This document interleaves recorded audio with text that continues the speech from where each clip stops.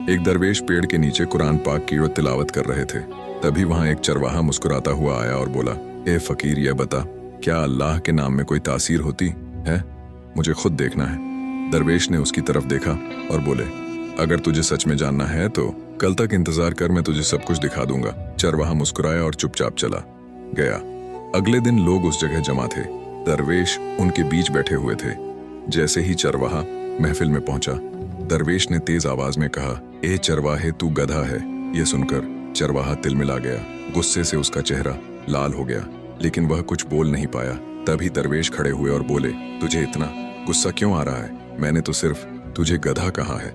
सोच, जब गधे जैसे नाम मौत में इतना असर है तो उस रब के नाम में कितना असर होगा जिसने पूरी यह दुनिया बनाई।